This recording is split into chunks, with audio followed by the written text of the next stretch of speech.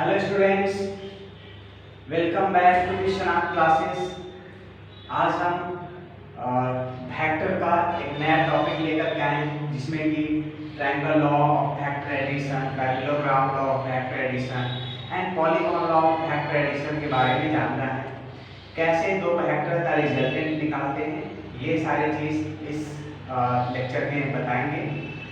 Specially जब आप 12th class में जस्ट जाने वाले हो और वेक्टर अगर आपका कंप्लीट नहीं है, वेक्टर चैप्टर आपका कंप्लीट अगर नहीं है 11th क्लास का, तो 12th क्लास में बहुत सारे प्रॉब्लम्स आएंगे। So before starting 12th class physics, आप 11th क्लास का वेक्टर को अच्छे से कंप्लीट कर लो।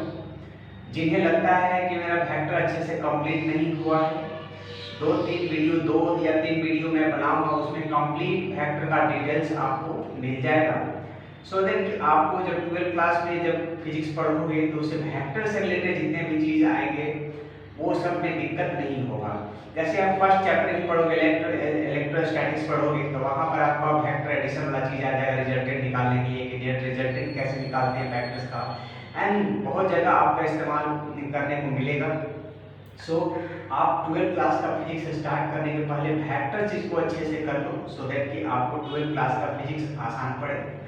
सो स्टार्ट करने से पहले मैं हूँ विश्वनाथ कुमार, और जैसा कि आप सभी जानते हैं, हम सभी का beautiful channel Vishwanath classes start करते हैं क्लास 11th का वेक्टर, ठीक है, जिसमें ट्रायंगल लॉ, स्पेशली आज के लेक्चर में ट्रायंगल लॉ और polygon law and parallelogram law of vector addition के बारे में कंसेप्ट आपको देंगे, और इस कंसेप्ट का यूज करके आप 12th क्लास का फिजिक्स एंजॉय कर सकते हो अच्छे से, ठीक है। चलो स्टार्ट करते हैं। Triangle law of vector addition, इसमें पढ़ना क्या है, हमको रिजल्टेंट निकालना है, डायरेक्शन निकालना है कि जो भी हमारा रिजल्टेंट वेक्टर है उसका मैग्नीट्यूड कैसे निकालेंगे एंड डायरेक्शन कैसे निकालेंगे, तो ये सारी चीज इस लेक्चर में आपको देखने को मिलेंगे। सो आइए मेरे साथ सेट टाइम t = 0 और एटलीस्ट 1.5 आवर्स, ठीक है। चलो ट्रायंगल ऑफ, पहले हम बात करते हैं ट्रायंगल ऑफ वेक्टर एडिशन की। ट्रायंगल ऑफ वेक्टर एडिशन ये कहता है कि अगर किसी भी दो वेक्टर को, सपोज करो ये एक ट्रायंगल है, ये भी एक ट्रायंगल है, सपोज करो क्या है, तो ठीक है, तीन ट्रायंगल मैंने यहाँ बनाया और तीनों ट्रायंगल का नाम हम दे देते हैं कुछ ऐसा A B C, इसमें भी A B C, इसमें भी A B C, और इसमें हम दे देते हैं डायरेक्शन दो वेक्टर का इस ऑर्डर में, तीसरा का इस ऑर्डर में, यहाँ पर कुछ इस ऑर्डर में डायरेक्शन दे देते हैं और यहाँ पर कुछ इस ऑर्डर में हम डायरेक्शन दे देते हैं, ठीक है, कुछ इस ऑर्डर में यहाँ पर डायरेक्शन दे देते हैं। तो ट्रायंगल ऑफ वेक्टर एडिशन क्या कहता है कि अगर दो वेक्टर को रिप्रेजेंट किया जाए by two sides of a triangle, triangle के किसी भी दो साइड के द्वारा टू वेक्टर्स को रिप्रेजेंट किया जाए taken in same order, then the third side of the triangle taken in opposite order represents the resultant of these two vectors। तो उस वेक्टर का रिजल्टेंट को वो थर्ड साइड रिप्रेजेंट करता है, but making a point third side जो है ना, that must be in opposite order. इस केस में देखो यहाँ पर तीनों का ऑर्डर सेम है, तो इसमें कोई रिजल्टेंट नहीं होगा। इसमें जैसे कि सपोज करो वेक्टर AB वेक्टर AC दोनों सेम डायरेक्शन में है, ऐसे ऐसे, तो इस केस में लिखेंगे vector AB plus vector BC is equal to vector AC AB AC is equal to लिखेंगे वेक्टर BC, B से लेकर C तक का, ये दोनों सेम ऑर्डर में है और ये अपोजिट ऑर्डर में है। तो ट्रायंगल लॉ हमको ये बताता है कि जो सेम ऑर्डर में है उसको ऐड करो इज इक्वल टू जो अपोजिट ऑर्डर में है होगा वो जो कि रिजल्टेंट को रिप्रेजेंट करेगा। यहाँ पर अगर आप तो BC और CA, तो लिखेंगे BC plus CA is equal to BA, तो यहाँ पर BA हमारा रिजल्टेंट होगा। ये BC और CA दोनों सेम डायरेक्शन में है और ये इसका BA अपोजिट डायरेक्शन में। यहाँ पर देखो BA B से A की ओर जा रहा है, तो लिखेंगे BA plus AC is equal to BC। होगा नहीं, बिकॉज ये भी सेम डायरेक्शन में अपोजिट डायरेक्शन नहीं है, तो यहाँ पर सबका रिजल्टेंट 0 कहेंगे। यहाँ पर जितने भी वेक्टर्स दिख रहे हैं सारे का रिजल्टेंट 0। अगर 3 वेक्टर्स रिप्रेजेंट किया गया हो 3 साइड्स के द्वारा ट्रायंगल का और तीनों अगर सेम डायरेक्शन में हो तो उसका रिजल्टेंट हम 0 कहते हैं। तो क्या कहता है triangle of vector addition? Triangle of vector addition का स्टेटमेंट क्या होगा? स्टेटमेंट यहाँ पर क्लियर है। If two vectors on a particle acting on a particle acts as at a point are represented by two sides of a triangle। तो लिखो it states, triangle को क्या स्टेट्स करता है? दिख रहा है ना? हाँ ठीक, चलो it states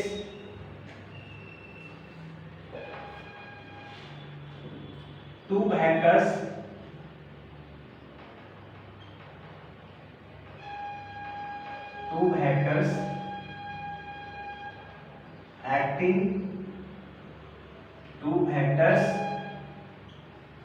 acting on a particle are represented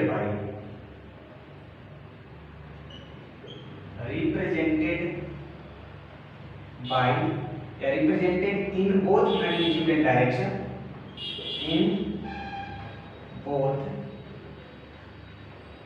magnitude and direction, represented by two sides of a triangle taken in same order, taken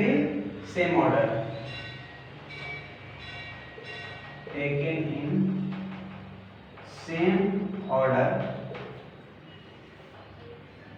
then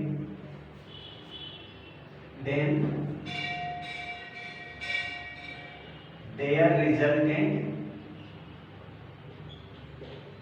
is represented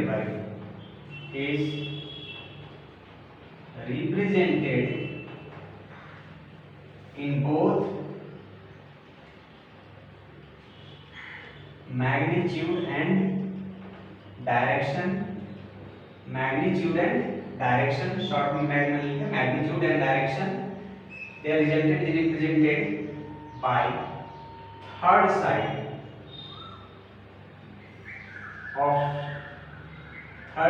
of triangle taken in opposite order,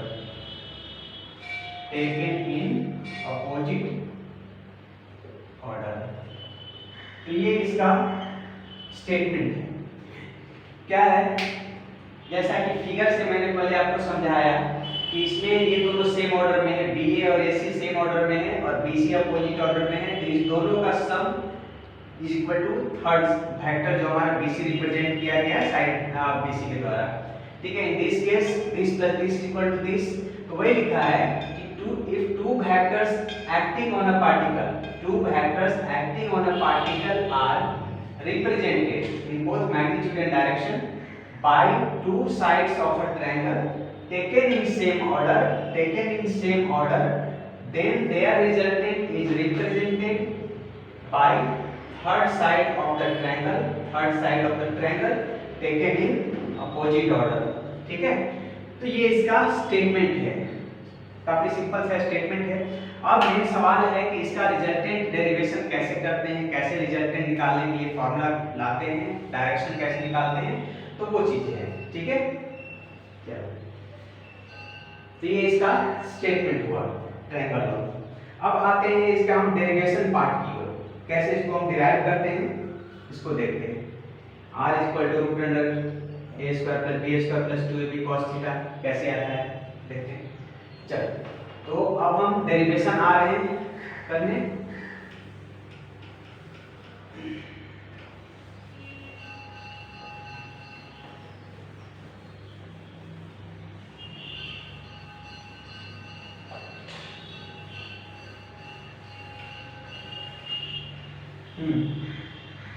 suppose करो यहां पर दो vector कुछ इस तरह से लिए,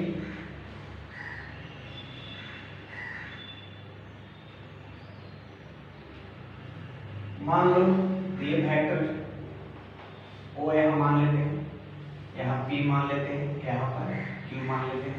ये वेक्टर मान लो AB है, ये वेक्टर मान लो B है, इस ऑर्डर में सेम ऑर्डर में है। इसका रिजल्टेंट ये होगा, रिजल्टेंट वेक्टर ये देखो ये और ये सेम ऑर्डर में, तो ये उसका अपोजिट ऑर्डर में, तो OQ इसका रिजल्टेंट हुआ। ठीक है, प्रूफ करने के लिए हमको करना क्या है, इसको थोड़ा सा आगे की ओर प्रोड्यूस करना है और यहां से हमको परपेंडिकुलर ड्रॉ कर देना है। प्रोड्यूस OP टू OP2 यहां पर ले लें n तक प्रोड्यूस करो इसको, P को आगे तक बढ़ाओ n तक, and draw perpendicular from Q to n। ठीक है, draw perpendicular from Q, draw perpendicular QN, है ना, ड्रॉ परपेंडिकुलर QN। ठीक, ऐसे ज्वाइन कर दिया, यहाँ पर परपेंडिकुलर ड्रॉ कर दिया QN। अब हमको करना क्या है, यहाँ पर ये दोनों वेक्टर के बीच का हमारा एंगल्स है, ये थीटा मान लेते हैं। ठीक है, हाँ अब हमको रिजल्टेंट निकालना है। रिजल्टेंट हमारा ये R वेक्टर है, तो चलो हम आते हैं इस ट्रायंगल में, triangle PQN, in triangle PQN, इस ट्रायंगल में आते हैं। देखो तो साइन थीटा अगर हम निकालें, साइन थीटा इज इक्वल क्या हो जाएगा, perpendicular QN by hypotenuse PQ। ठीक है, QN क्या है, QN हमारा निकालना है, यहाँ पर QN को Q1 रखने दो, बाय PQ क्या है, P से लेकर Q तक ये वेक्टर B है जिसका मैग्नीट्यूड B है, तो इसको हम यहाँ पर B लिख दिए। क्रॉस मल्टीप्लाई से QN इज इक्वल टू आ गया B साइन थीटा। चलो पहला इक्वेशन मान लिए। अब हम इस cos का निकालते हैं, सेम ट्रायंगल में cos थीटा निकालो। cos theta is equal to क्या होगा, Pn by PQ, Pn by PQ। ठीक है, अब Pn देख लो, Pn तो हमको निकालना है, फाइंड आउट करना है। Pn बाय PQ कितना है, B है, तो Pn इज इक्वल टू कितना आ गया, B cos थीटा। ये है हमारा सेकंड। अब करना कुछ नहीं है, इस छोटे से ट्रायंगल में QN और PN का वैल्यू निकाल दो, और ये जो राइट एंगल ट्रायंगल दिख रहा है ना, OP OQN, now in right angle triangle, कौन सा, POP OQN, पाइथागोरस का फॉर्मूला अप्लाई कर तो p² + b² = h²। तो देखो यहाँ 90 डिग्री है, ये ट्रायंगल हम लिए हैं, ये ट्रायंगल यहाँ 90 डिग्री, ये हाइपोटेनस हो गया, h हो गया, तो h² = p² + b²। तो यहाँ से लिख सकते हैं हम OQ² = QN² + ON²। ठीक है, आगे QN क्या है देखो, QN का कहां से वैल्यू ले लो, चलो एक लाइन और पढ़ाते हैं फिर वैल्यू प्रूव करेंगे। QN² + ON, O से लेकर N तक का, लेकिन OP + PN, OP + PN, ऐसे स्क्वायर है।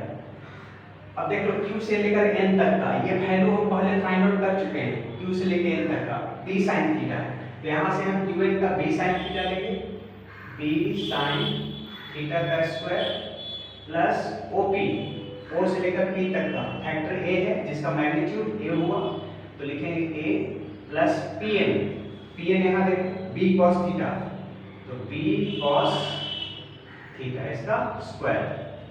अब इसको हम B square sine square theta plus ये a प्लस बी का होल स्क्वायर हो गया, a प्लस a और b इसको मान के चलते हैं, तो क्या होता है a square plus b square plus 2ab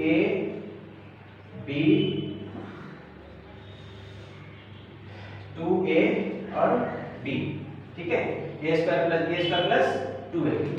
अब देखो तो यहाँ ये टर्म और ये टर्म, इसमें हम बी स्क्वायर को अगर कॉमन कर लें क्या बनेगा sine square plus cos square, तो यहाँ पर हम लिखेंगे इसको sine square theta plus cos square theta plus A square रह गया प्लस 2ab कॉस थीटा, ये तो 1 हो गया ना, sine square plus cos square 1, D square plus A square plus 2ab, तो फाइनल हमारा रिजल्ट ये आया a square plus b square plus 2ab cos theta, ठीक है। और गिवन क्या है r है ना, तो ये r square r square r square r square r square, और इसी को हम ये कर दें तो root under a square plus b square plus 2ab cos theta, यही हमारा रिजल्ट आया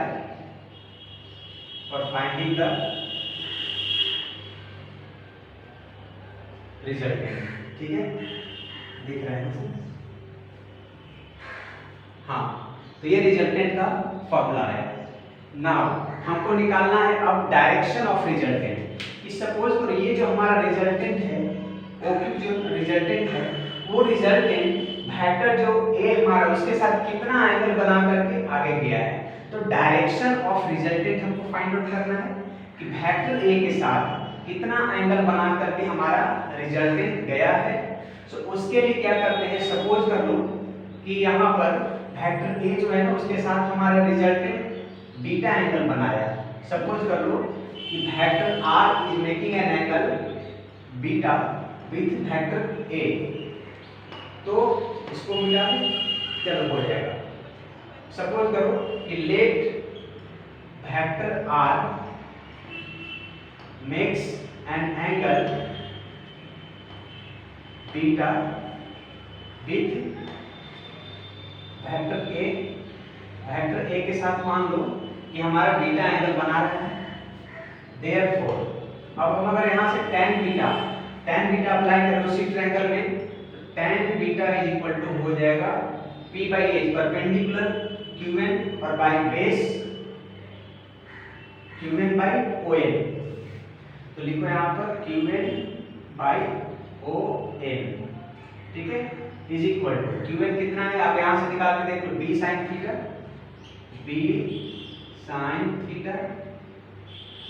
ठीक है, बाई o से लेकर के n तक का, मतलब o से लेकर के n तक का, o से लेकर के n तक का निकालते हैं,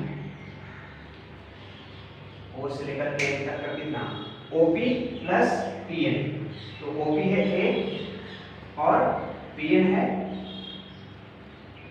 b cos थीटा, तो हो जाएगा यहाँ पर a plus b cos theta. तो इसी तरह से हमारा फॉर्मूला आ गया रिजल्टेंट का, tan beta is equal to b sin theta by b sin theta by a plus b cos theta. दिख रहा है जी, दिक्कत को पीछे हाँ दिक्कत है, ऊपर लिखना पड़ेगा। चलो यहाँ पर हम यहाँ पर हटाते हैं, दिख नहीं रहा है, कैमरा एडजस्ट करना पड़ेगा। तो इसको हटा के यहाँ से हम यहाँ लिखते हैं, इसको मिटाएं, इसको मिटा देते हैं। रिजल्टेंट का करने जा रहे हैं, रिजल्टेंट निकल गया मेरा। अब हम एंगल्स का करने जा रहे हैं कि रिजल्टेंट कितना एंगल बना रहा है। ठीक है,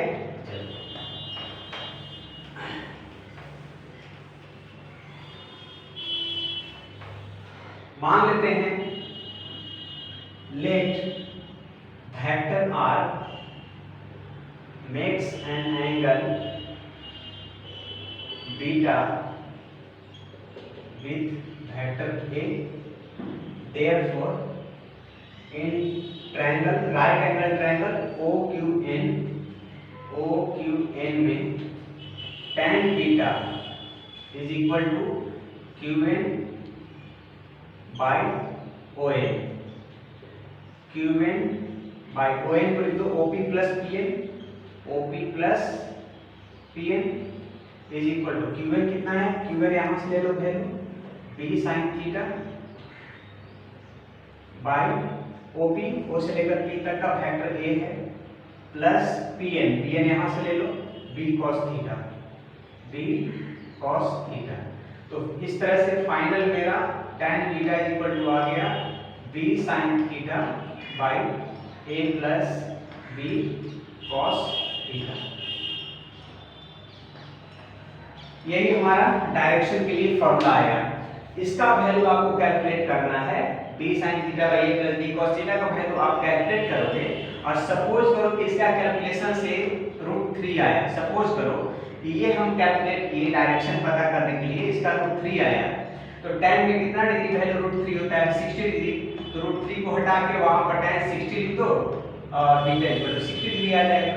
ठीक है, तो इस तरह से हमारा resultant and direction of magnitude of resultant आया पहला, r इक्वल टू फॉर्मूला बना।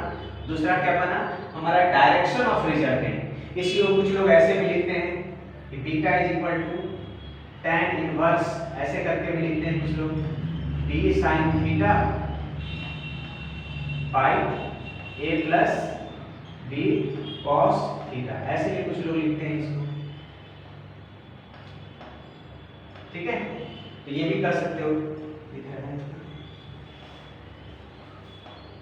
हाँ ठीक है, चलो ये हमारा ट्रायंगल ऑफ वेक्टर एडिशन का हो गया, मैग्नीट्यूड ऑफ रिजल्टेंट निकालने के लिए एंड डायरेक्शन ऑफ रिजल्टेंट। चलो नेक्स्ट हमारा है, ये खत्म हुआ ट्रायंगल लॉ। अब हम आते हैं पैरेललोग्राम लॉ पर, है ना। पैरेललोग्राम लॉ क्या होता है, ठीक है। चलो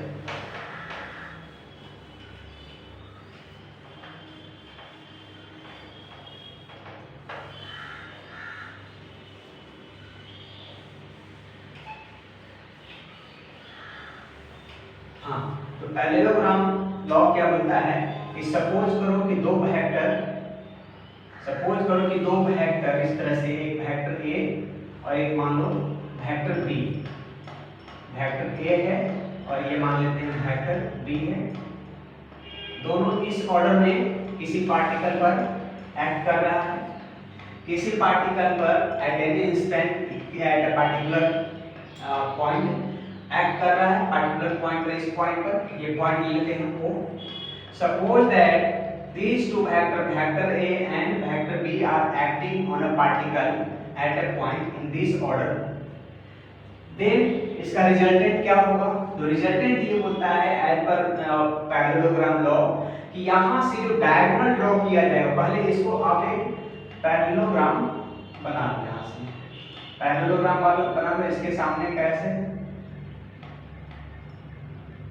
ठीक है, और यहाँ से कुछ ऐसे। पैरेललोग्राम एक हम कंप्लीट कर दिए इससे।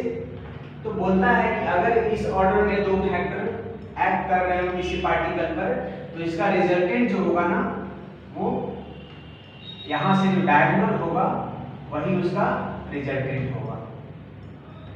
वेक्टर R इसका डायगोनल जो है ना, यही वेक्टर रिजल्टेंट वेक्टर हमारा डालेगा। ठीक है, तो आइदर पहला केस, किसी एक पॉइंट पर दो वेक्टर इस डायरेक्शन में वर्क कर रहे हैं, ठीक है, दोनों का टेल पार्ट मिल रहा है। क्या है, दोनों वेक्टर A और वेक्टर B दोनों का टेल पार्ट मिल रहा है। एक और फिगर आपको बनाते हैं।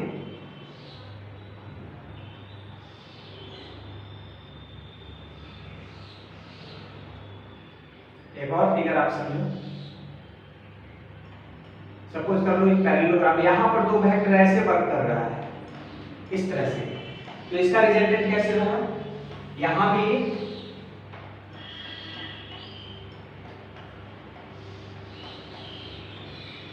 ठीक है, तो ये भी पैरेललोग्राम लॉ के अंदर में आता है, ये भी हमारा पैरेललोग्राम लॉ के अंदर में आता है। बताएंगे लास्ट में इसको कैसे, आइदर दो वेक्टर इस ऑर्डर में काम कर रहे हो या फिर इस ऑर्डर में, दोनों का यहाँ पर हेड पार्ट मिल रहा है, तो ये भी हमारा पैरेललोग्राम लॉ के अंदर में आता है ना, दोनों का टेल पार्ट मिल रहा है और दो जो वेक्टर्स है दोनों two adjacent sides of a parallelogram represents कर रहा है, तो इसका डायगोनल्स क्या होगा, डायगोनल्स इसका रिजल्टेंट को रिप्रेजेंट करता है drawn from the same point.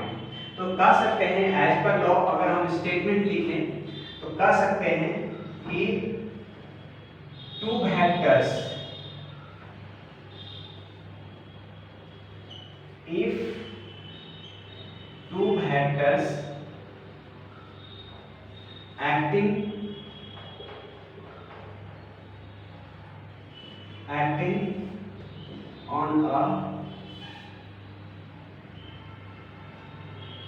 on a particular body at a point, if two vectors acting on a body at a point are two vectors are represented represented in both magnitude and direction में डाल दो, in both magnitude and direction, ठीक है, magnitude and direction. If two vectors acting on a body at a point are represented by two adjacent sides of a parallelogram,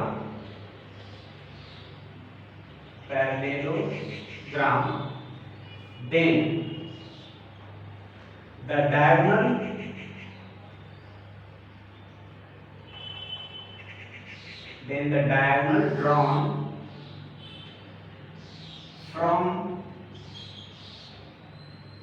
the diagonal drawn from the same point represents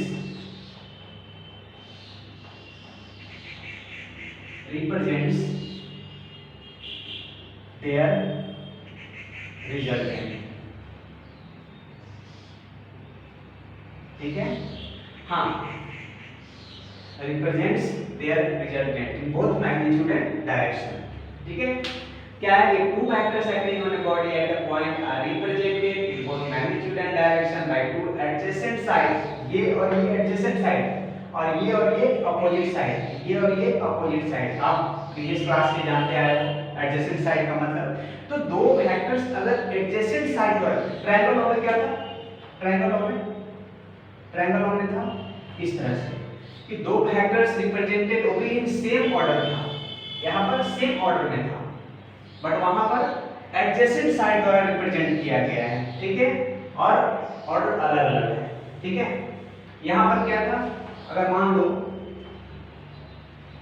इसका यहाँ head तो अगले का tell, इस triangle में क्या है, triangle law में एक वेक्टर का हेड और दूसरे का टेल मिलेगा तो उसको सेम ऑर्डर कहा जाएगा, ठीक है, यहाँ पर दोनों का हेड पार्ट, यहाँ दोनों का टेल पार्ट मिल रहा है और यहाँ पर क्या है, दोनों का हेड पार्ट, तो आइदर दोनों का हेड पार्ट मिल रहा हो किसी पॉइंट पर या फिर टेल पार्ट मिल रहा हो, ठीक है, तो उसका resultant parallelogram law of vector addition से निकलेगा, ठीक है, represented, हाँ, तो represented by two adjacent sides of a parallelogram, then the diagonals drawn from the same point represents their resultant in both magnitude and direction. तो ये हुआ इसका स्टेटमेंट। अब इसका प्रूफ करना है, तो तत्काल लोग इस फिगर को यहाँ से हटाते हैं और कुछ हम कंस्ट्रक्शन इसमें करते हैं। चलो इसको आगे की ओर हम थोड़ा बढ़ा दिए, ठीक है। और यहाँ से हम परपेंडिकुलर ड्रॉ कर लेंगे। यहाँ से हम परपेंडिकुलर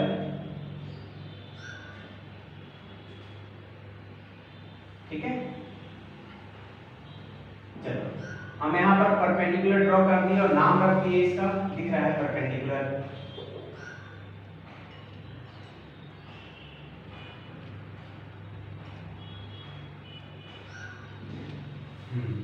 ठीक है। ओ पी क्यू है, मान लो यहाँ पर आर है, आर नहीं, ओ पी क्यू एम ले लो और यहाँ एम ले लो, ठीक है। यहाँ पर हमने परपेंडिकुलर ड्रॉ किया और यहाँ पर ये जो वेक्टर था दोनों के बीच का एंगल थीटा मान लिए, वेक्टर ए और वेक्टर बी दोनों के बीच का एंगल थीटा मान लिए। तो आप प्रीवियस क्लास से जानते हो कि दो लाइन पैरेलल है और ऐसे कोई कट किया तो क्या होता है, ये और ये कॉरस्पॉन्डिंग एंगल्स होता है जो कि आपस में इक्वल होता है। चलो ये प्रीवियस क्लास से आपको पता है। तो अब हमको बताओ यहाँ ये लाइन और ये लाइन पैरेलल है, OM पैरेलल है, OM पैरेलल है PQ का, और देखो ये ट्रांसवर्सल का काम कर गया, OM ट्रांसवर्सल का काम किया। इसका मतलब कि ये जो थीटा है ना, यहाँ पर भी ये थीटा होगा। समझो OM और PQ पैरेलल है, OM ऐसे है, OM ऐसे है और PQ ऐसे है, PQ OM, और O से लेकर के N तक यहाँ पर मान लो N था, ऐसी है ना, जैसे है ना, बोलो ठीक है। हम यहाँ पर एंगल थीटा माने हैं तो ये भी तो एंगल थीटा होगा ना। कॉरस्पॉन्डिंग क्या होता है, कॉरस्पॉन्डिंग का तो ज्यादा कंसेप्ट देने की जरूरत नहीं होनी चाहिए। दो पैरेलल साइड्स हैं तो ट्रांसवर्सल की किसी एक साइड कोई एक एंगल का कॉरस्पॉन्डिंग कौन सा होगा तो उसके जस्ट आगे का छोड़कर तो उसके आगे बढ़ जाओ तो कॉरस्पॉन्डिंग मिल जाएगा। तो यहाँ पर ये है एंगल, तो इसका कॉरस्पॉन्डिंग इधर तो जा नहीं सकते हैं, इधर आएंगे तो इसका कॉरस्पॉन्डिंग अगला छोड़ के ये कॉरस्पॉन्डिंग और कॉरस्पॉन्डिंग एंगल्स आर आपस में इक्वल, ठीक है। हाँ जी, तो ये हम यहाँ पर थीटा था तो यहाँ पर भी कॉरस्पॉन्डिंग एंगल से हम मार्क कर दिए थीटा होगा। अब सॉल्व कर लो इस इक्वेशन में। यहाँ पर भी वैसे ट्रायंगल्स लो, जैसा प्रॉपर्टी यूज करो, in triangle right angle triangle PQN, इस ट्रायंगल में बात करते हैं। तो आपको यहाँ भी ON चाहिए, तो ON के लिए क्या चाहिए, OP प्लस PN। तो PN कैसे निकलेगा इसके बारे में सोचो, वैसे ही काम करना है। यहाँ पर PN निकाल दो, QN निकाल दो, जैसे राइट ये हम ट्रायंगल हमने किए थे। चलो sin थीटा निकालते हैं, sin थीटा इक्वल टू ये PQN में QN बाय क्या PQ QN तो हमको निकालना है और PQ कितना है, P से लेकर Q तक यही मैग्नीट्यूड होगा जो इसका मैग्नीट्यूड है, अपोजिट साइड से पैरेलल एंड इक्वल। तो हम यहाँ पर B लिख दिए मैग्नीट्यूड। तो QN इक्वल टू यहाँ से निकल गया सिंपल में B sin theta. Similarly cos theta उसमें निकाल लो, cos थीटा PN हो जाएगा बेस और H तो हमारा सेम रहेगा PQ is equal to PN कितना है देख लो, PN तो हमको निकालना है बाय PQ कितना है B है, तो इसी को क्रॉस मल्टीप्लाई से हमको मिल जाएगा PN is equal to B cos theta. तो यहाँ से आगे बढ़ जाएंगे और लिखेंगे PN is equal to B cos theta, B cos theta. तो एक ये इक्वेशन आया, ये फर्स्ट मान लो और यहाँ पर ये सेकेंड लिखना है बच्चे। हाँ चलो नीचे भी तो लिख सकते हैं, नीचे लिख सकते हैं, हाँ जरा नीचे लिख देते हैं यहाँ पर हटा। हाँ तो PN इज इक्वल टू क्या लिख सकते हैं बोलो, B cos theta, B cos theta. ये हमारा सेकंड हो गया। अब बस पाइथागोरस का रूल अप्लाई करना है इन ट्रायंगल OQN में। In right angle triangle Pythagoras right angle triangle use करते हैं ना, right angle triangle OQN, OQN। हाँ, तो OQ क्या है? OQ हमारा हाइपोथेसिस है, OQ का square is equal to ON plus ON का स्क्वायर प्लस QN का स्क्वायर। ठीक है, ओके। हाँ, तो यहाँ पर OQ कितना है? R है ना, रिजल्टेंट माने R square is equal to ON को लिख दो OP plus PN plus QN का square is equal to OP कितना है? वेक्टर A है ना, मैग्नीट्यूड A हो गया, और PN यहाँ से ले लो B cos theta, A plus B cos theta का स्क्वायर हो गया, प्लस QN कितना है देख लो यहाँ से, B sin theta, B sin theta इसका स्क्वायर। हाँ जी, चलो इसका स्क्वायर कर लो, A प्लस B का, ये A मान लो और ये B मान लो, A प्लस B का होल स्क्वायर हो जाएगा। कितना बोलो? A square plus B square plus 2AB, A plus B का होल स्क्वायर, ये भी 6-7 क्लास से पढ़ते आए हो, इसका स्क्वायर कर दो तो हो जाएगा B square sine square theta. ठीक है, चलो अब हम स्टेटमेंट पार्ट को हटाते हैं यहां से,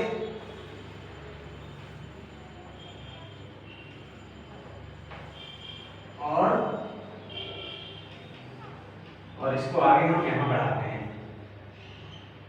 सो R square equal to A square plus B square. देखो तो ये और ये बी स्क्वायर कॉमन कर लें,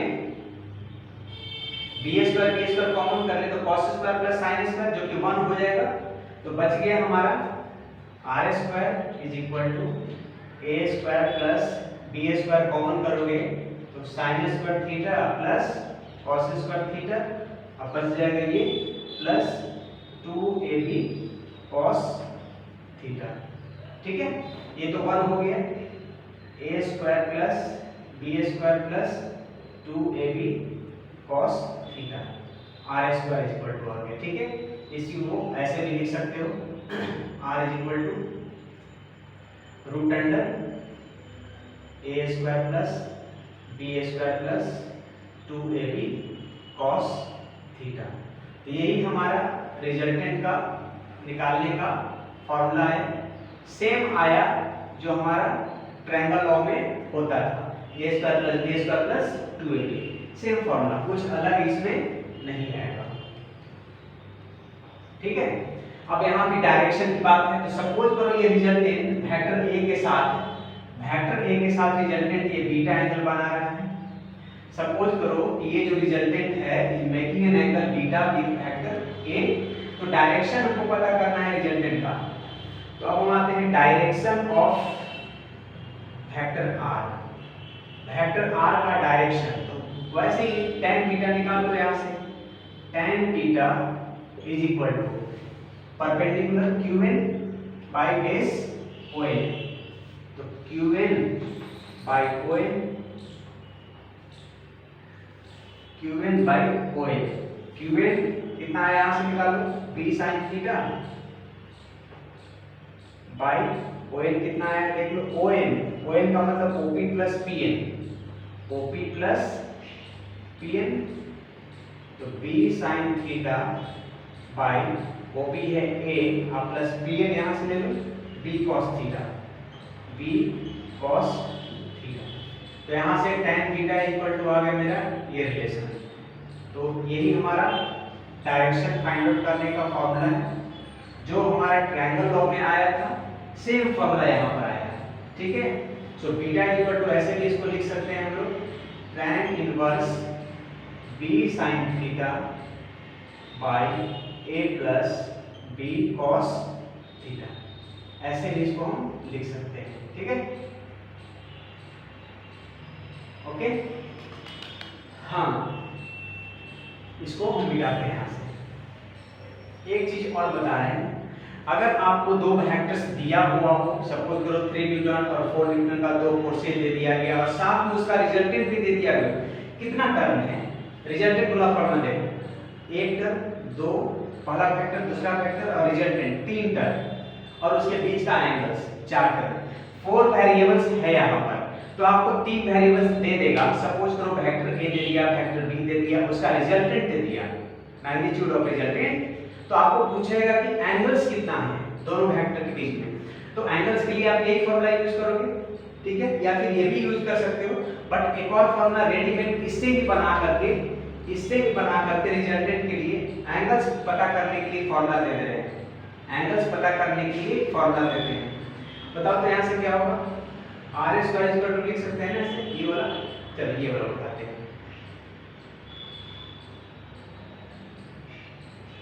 ये वाला से, ठीक है, यहां से उठाएं, आर स्क्वायर इक्वल टू क्या है, A square plus B square plus 2ab cos theta. तो दो वेक्टर के बीच का एंगल पूछे, जहां के रिजल्टेंट दे दिया हो, वेक्टर ए दे दिया हो, वेक्टर बी दे दिया हो, तो डायरेक्ट आपको शॉर्ट फॉर्मूला बता देते हैं ये थीटा निकालने का। तो ए स्क्वायर प्लस बी स्क्वायर को इस तरफ लेके चले आओ, तो बच गया 2ab cos थीटा। तो लिख सकते हैं 2ab cos theta is equal to R square minus A square minus B square और cos theta is equal to क्या हो जाएगा, R square minus A square minus B square by 2ab। इसका इस्तेमाल करके आप एंगल्स बिटवीन टू वेक्टर निकाल सकते हो। इसको हम कोसाइन फॉर्मूला भी कहते हैं, cosine formula, law of cosine.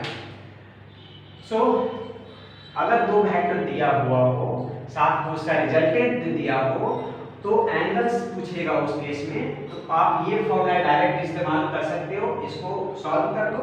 और सपोज दैट मान लो क्वेश्चन में सॉल्व करने से ये हाफ आया, तो आप देखोगे cos में कितना डिग्री हाफ होता है, cos में 60 डिग्री हाफ होता है, तो इसका मतलब है थीटा इक्वल टू 60 डिग्री, मतलब दोनों वेक्टर के बीच का एंगल हमारा 60 डिग्री हो गया, ठीक है। तो जो फॉर्मूला हमारा ट्रायंगल ऑफ वेक्टर एडिशन में आया, वही फॉर्मूला हमारा यहाँ पर parallelogram law of vector addition में आया है, कोई फर्क नहीं है, आइदर रिजल्टेंट का हो या फिर डायरेक्शन निकालने का हो रिजल्टेंट का, ठीक है। एंड नाउ क्या कर रहे थे, हाँ ठीक है, अब स्पेशल केसेस पढ़ना है। स्पेशल केसेस, तीन स्पेशल केसेस हम देखते हैं क्या होता है special cases, 3 special cases. Case 1, दो वेक्टर का रिजल्टेंट मैक्सिमम कब होगा, दो वेक्टर का रिजल्टेंट मिनिमम कब होगा, इसके बारे में हम बात कर रहे हैं, ठीक है। चलो तो हम आपको जो भी दो फॉर्मूला रिजल्टेंट और डायरेक्शन का बताया, ये हम यहाँ लिख दे रहे हैं।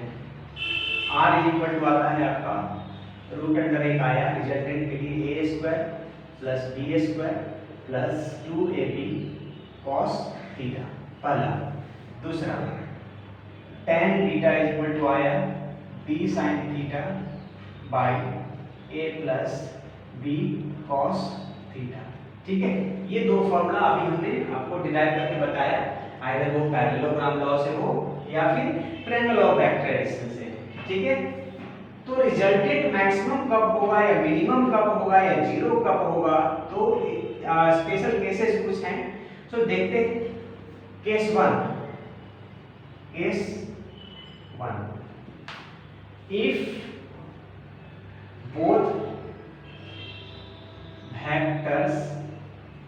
both vectors are acting in same direction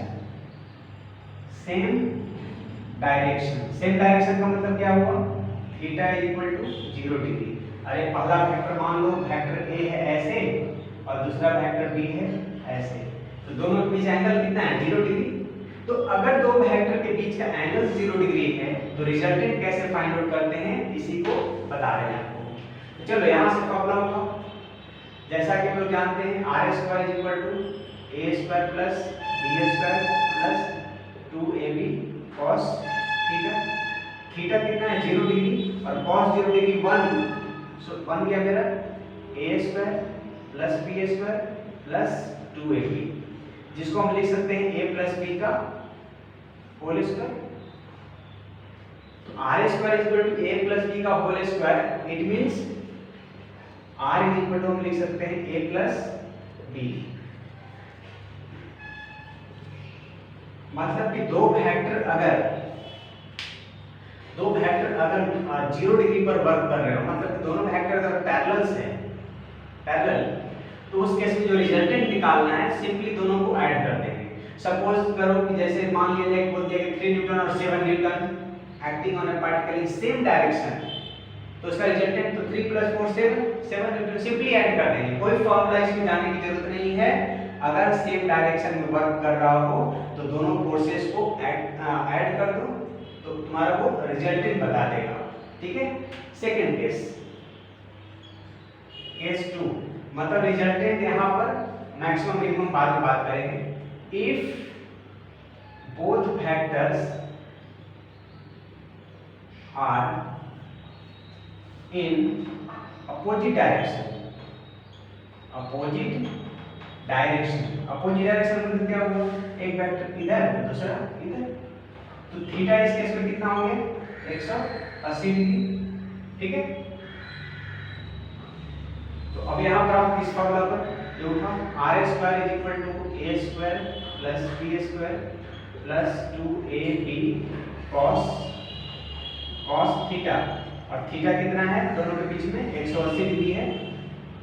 अब हो गया a² + b² + 2ab cos 180 degree -1, तो बन गया आपका a² + b² - 2ab। ओके, ये a - b का होल स्क्वायर हो गया, a - b का होल स्क्वायर। आप यहां से स्क्वायर खत्म, r = a - b। मतलब कि दो वेक्टर अगर अपोजिट सेम डायरेक्शन में है तो ऐड कर दो, रिजल्टेंट निकल गया। अपोजिट डायरेक्शन में है तो सब्ट्रैक्ट कर दो, रिजल्टेंट निकल गया। हाँ, a - b हो या फिर b - a हो, इसलिए इसको हम a - b भी कर सकते हैं और ये b - a भी कहा जा सकता है। सो इसको हम ऐसे लिख देते हैं। ठीक है, प्लस माइनस a - b, मतलब हो सकता है सिर्फ a - b लिखने से क्या दिक्कत है। सपोज करो दो फोर्सेस है 3 न्यूटन और 7 न्यूटन, और ये अपोजिट डायरेक्शन में ऐड कर रहा है, तो आप क्या इसको a मानोगे, इसको b मानोगे। a मानोगे 3 - 7 कितना होगा, नेगेटिव में आ जाएगा। सो which one is greater, उसमें से आप सब्ट्रैक्ट कर दो इस फॉर्मूला को। So I am putting here sign plus minus, मतलब कि आपका r का जो वैल्यू हुआ इसके सामने लिखते हैं। ठीक है, r = हो गया प्लस माइनस a - b। ठीक है। हाँ, तो सेम डायरेक्शन में है तो ऐड करके निकाल देंगे रिजल्टेंट, अपोजिट डायरेक्शन में तो बड़ा में से छोटा को माइनस करके निकाल देंगे। तो यहाँ पर जैसे लग रहा है कि ये दोनों केस में ये क्या है, ज्यादा वैल्यू बड़ा होगा, ऐड कर रहे हैं ना, और ये सब्ट्रैक्ट कर रहे हैं, तो यहाँ पर रिजल्टेंट क्या होगा, मैक्सिमम। यहाँ रिजल्टेंट क्या होगा, मैक्सिमम, और यहाँ पर रिजल्टेंट मिनिमम।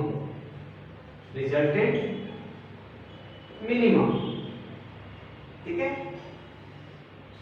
सब्ट्रैक्शन हो रहा है ना। केस 3 इसको हटाते हैं यहां से लेंगे। केस 3, इफ थीटा = 90 डिग्री, मतलब एक वेक्टर इधर दूसरा वेक्टर इधर है ना, 90 डिग्री पर ऐसे। ठीक है, 90 डिग्री पर दोनों वेक्टर हो, तो उस केस में जो रिजल्टेंट होगा ये होगा, और taken in opposite order, same order और इसका अपोजिट ऑर्डर। ठीक है, तो उस केस में क्या होता है, तो वही करेंगे, यहाँ फॉर्मूला यूज करेंगे, यहाँ पर थीटा के ऊपर 90 डिग्री पुट कर देंगे। तो पुट करो, r² = a² + b² + 2ab cos, और थीटा के ऊपर 90 डिग्री, cos 90 डिग्री कितना आता है 0, तो ये इंटायर टर्म 0 हो गया। cos 90 के जीरो होने की वजह से यहाँ से यहाँ तक ये पूरा जीरो हो गया है, ये इंटायर जीरो हो गया है, कितना जीरो, बच गया a square plus b square. तो इसको फर्दर हम आगे लिखते हैं r square is equal to a square plus b square, ठीक है। या इसी को आप आगे बढ़ा करके और लिख सकते हो r is equal to root under a square plus b square, ठीक है।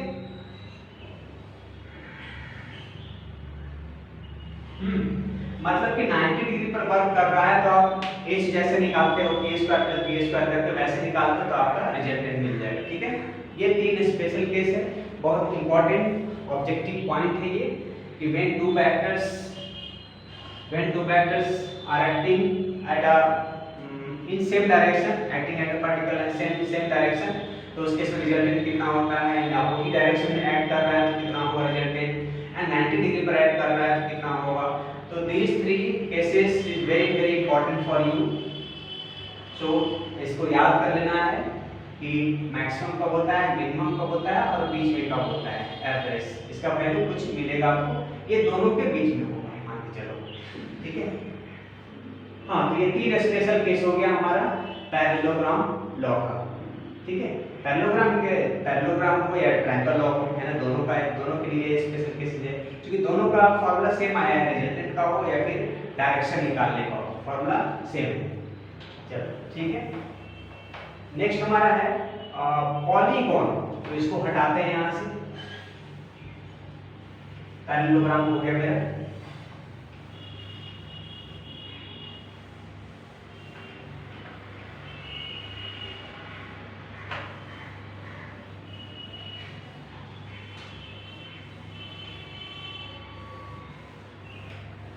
पॉलीगॉन लॉ ऑफ फैक्टराइजेशन क्या करता है कि सपोज करो एक ओपन पॉलीगॉन बनाओ, सपोज करो एक पॉलीगॉन हमारा है रेगुलर पॉलीगॉन,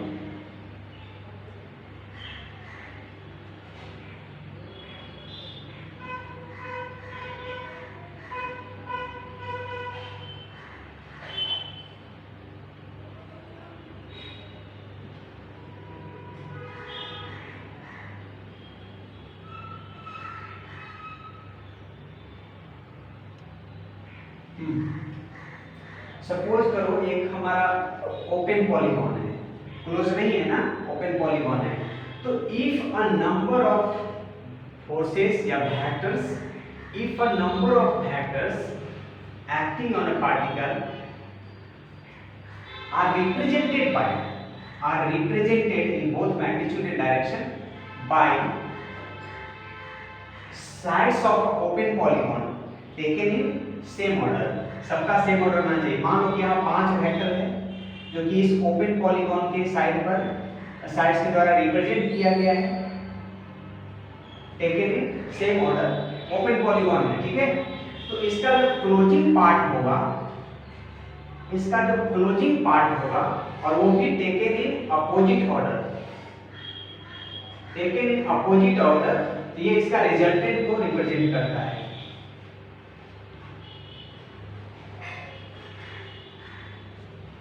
मतलब कि एज पर polygon law of factorisation OA square plus AB square सारा सेम ऑर्डर होना चाहिए। ओपन पॉलीगॉन का जितना साइड्स है टेकन इन सेम ऑर्डर होना चाहिए, plus BC square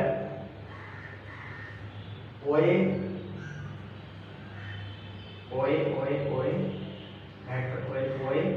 vector AB vector BC, ठीक है, प्लस स्क्वायर हम कर रहे हैं OA प्लस OB नहीं AB plus BC plus CD plus DB is equal to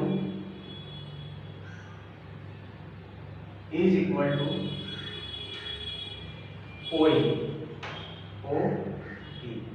यही पॉलीगॉन लॉ ऑफ फैक्टराइजेशन है कि if a number of vectors are represented by sides of open polygon, ठीक है, then the closing side of that polygon represents the resultant of the vectors, ठीक है। सो इसको हम एक और फिगर से समझा सकते हैं। मान लो पेंटागन है, एक और हम नाम मान लो हेक्सागन ले ली, ये मान लो इस ऑर्डर में है, ठीक है। इसका क्लोजिंग साइड ये ओपन पॉलीगॉन है, ठीक है, इसका क्लोजिंग साइड कौन होगा, ये वाला होगा। तो जिस ऑर्डर में बाकी सारे वेक्टर्स हैं उसके अपोजिट डायरेक्शन में इसको लेना है, तो ये हमारा रिजल्टेंट हो जाएगा। सपोज करो यहाँ पर ए है, बी, सी, डी, ई और यहाँ पर एफ ले लेते हैं, तो हो गया हमारा A B plus B C plus C D plus E plus E F is equal to A F. तो यहाँ से लिखेंगे हम A B plus B C plus C D plus D E plus E F is equal to A F, ठीक है। यही हमारा कहता है ये रूल, ठीक है। चलो इसको हम प्रूफ कर देते हैं, ठीक है। ट्रायंगल्स लॉ के यूज करके इसको हम प्रूफ करते हैं, ठीक है। चलो इसको हम मिटाते हैं। प्रूफ देख लो ये कैसे आया प्रूफ। हम क्या करते हैं, यहां से ऐसे ज्वाइन कर लेते हैं, ठीक है। इसको हम ऐसे ज्वाइन कर लिए, तो बताओ अब ट्रायंगल लॉ इसमें यूज करो तो A B plus B C is equal to A C लिख सकते हैं। A B plus B C is equal to क्या लिख सकते हैं, ए सी। क्लियर है, A B plus B C equal to A C लिख दिए, और यहां से फिर ऐसे भी ज्वाइन कर दो और ऐसे भी ज्वाइन कर दो,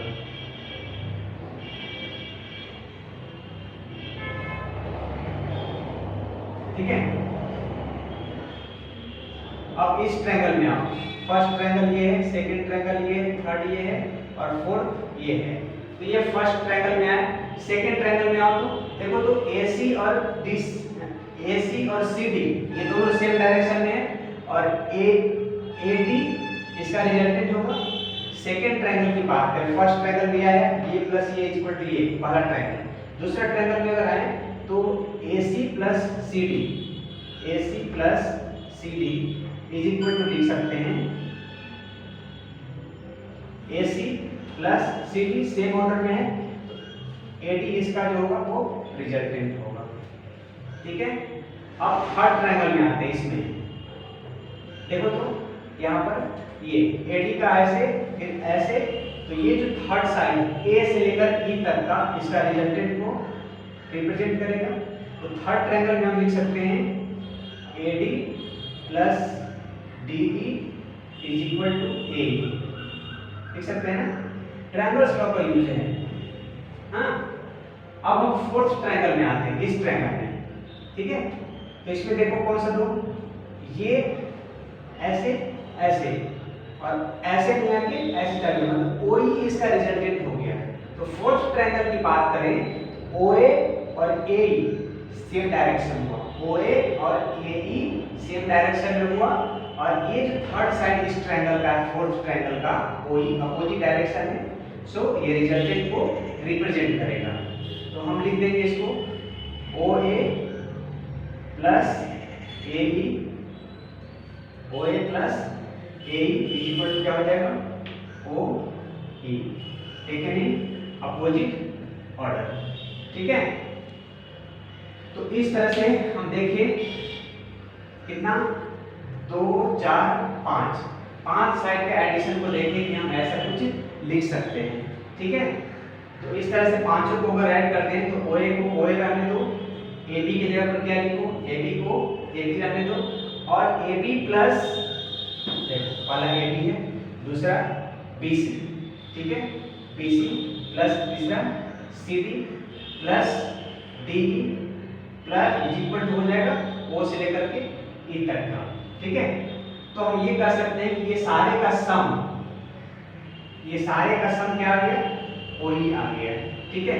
देखो AB प्लस BC आ गया, AC ये वाला, अब AC के साथ CD ऐड किए हैं। AC का मतलब क्या हुआ? AC की जगह पर AB प्लस BC लिख सकते हो, AB plus BC plus CD, ठीक है। अब ये AD आ गया, अब AB plus BC plus CD step by लिख देते हैं, लिखते हैं स्टेप बाय, हाँ बोलो, लिखते हैं स्टेप बाय,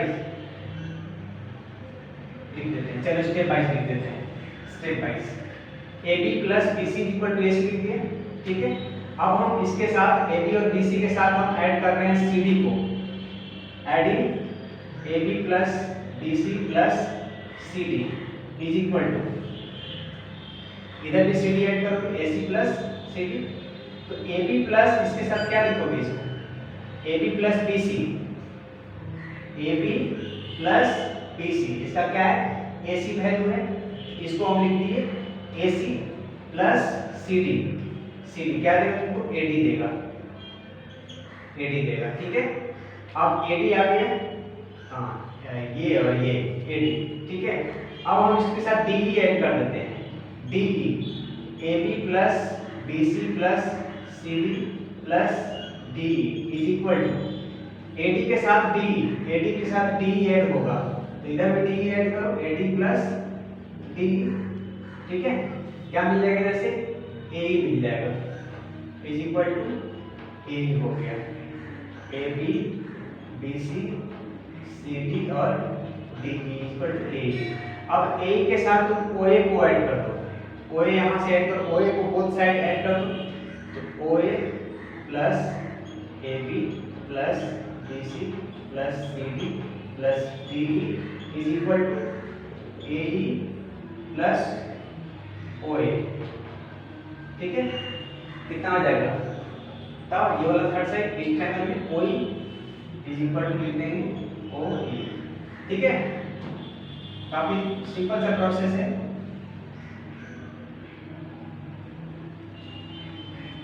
इसमें DE दोनों तरफ ऐड किया गया है, DE ऐड करने के बाद हम AE हमको मिल गया यहाँ से। अब इसमें DE के बाद D CD पहले ऐड किए, CD के बाद DE ऐड किए और DE के बाद हमारा फाइनल रिजल्ट आ गया,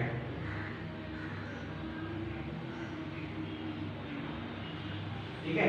देख लो OA plus AB BC CD D, OA AB BC CD D is equal to क्या है, OE आ गया।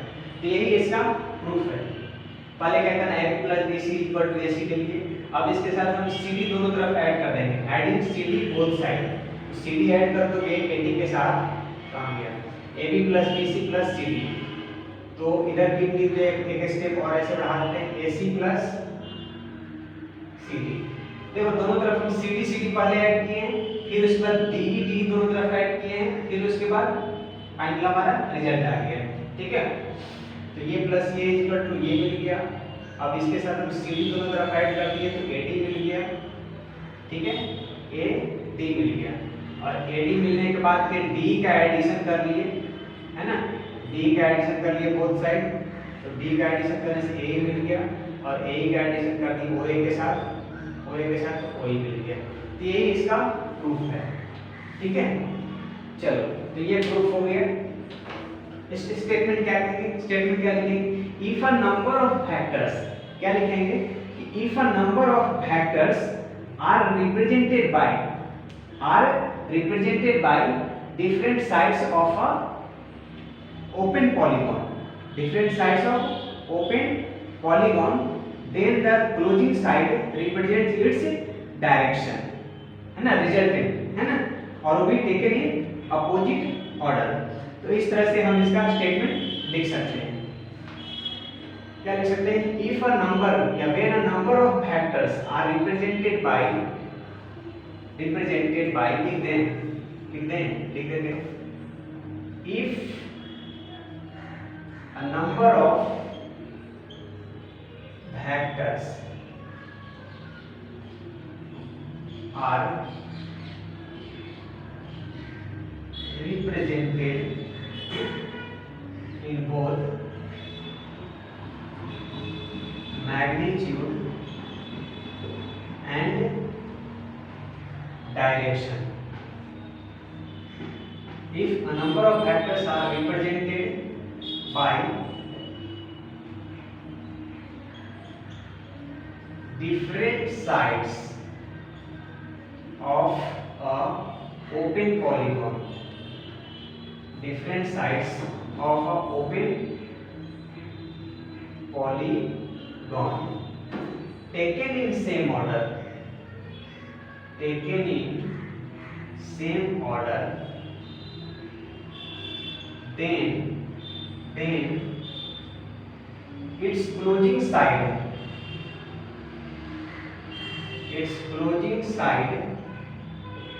taken in opposite direction points its resultant.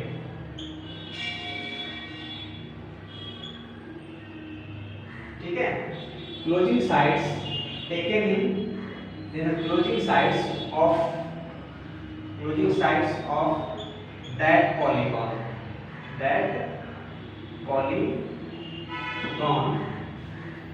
taken in दिख रहा है ना, ठीक है। तो ये इसका स्टेटमेंट हुआ। हाँ ठीक है, चलो तो ये इसका स्टेटमेंट हो गया। तो इसमें ज़्यादा कुछ नहीं पढ़ना है, बस ये काफ़ी है। अब हम इसका कुछ न्यूमेरिकल्स पार्ट की आते हैं। 3 लॉ आज हमको पढ़ना था, तीनों लॉ हमने पढ़ लिया और उसके बाद इसका न्यूमेरिकल्स देखते हैं, ठीक है, इस टाइप का न्यूमेरिकल्स आता है। चलो ठीक है, तो पहला क्वेश्चन है, हम रेशियो में दे रहे हैं दो वेक्टर्स का, ठीक है, और उसको बताना है आपको कि मैग्नीट्यूड कितना है, ठीक है। चलो तो मैग्नीट्यूड फाइंडिंग पर है। जैसा कि स्टार्टिंग में मैंने आपसे बोला था कि 4 वेरिएबल्स है, 4 वेरिएबल्स में 3 वेरिएबल्स कोई भी दे देगा, चौथा आपसे पूछेगा, तो बहुत सा आसान उपाय है, ठीक है, बहुत सा आसान उपाय है।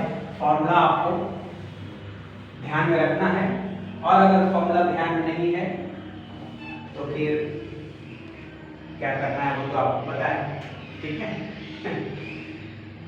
ठीक, तो लिखते हैं question,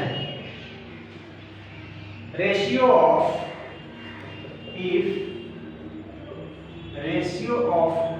2 forces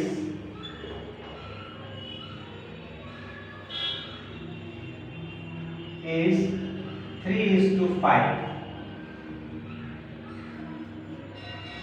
The ratio of 2 forces is 3:5 acting on a particle at right angle.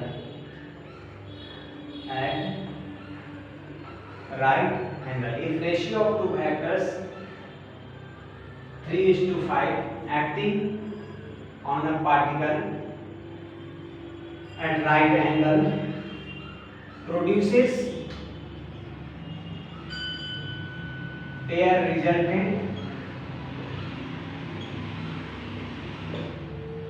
of 28 Newton.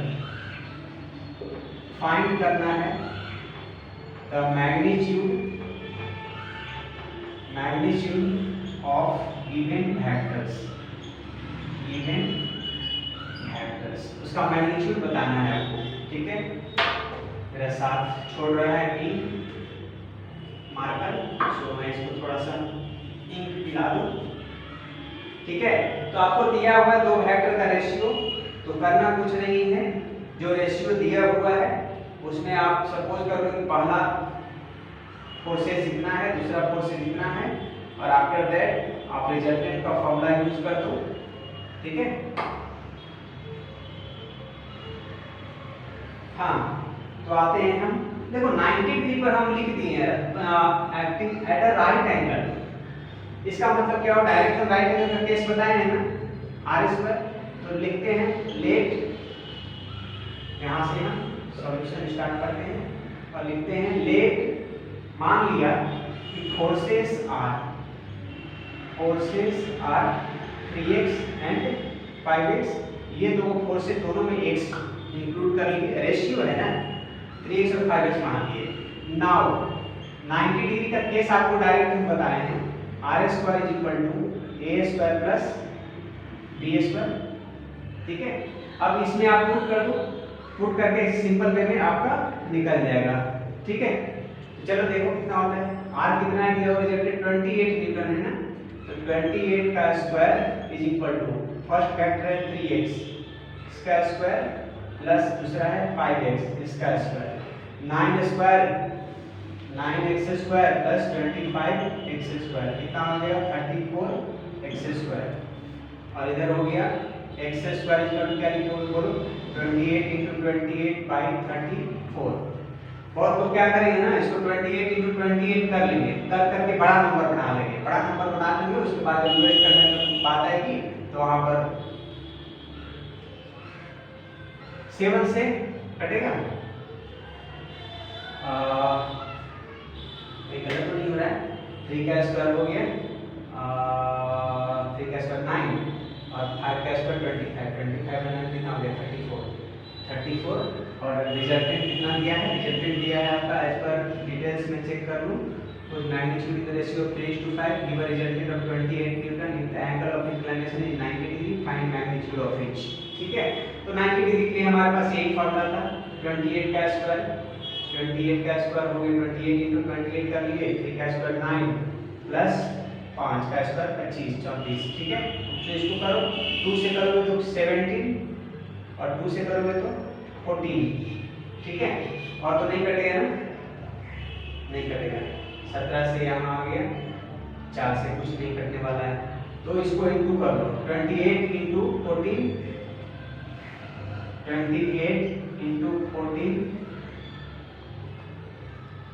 14 by 17। ठीक है,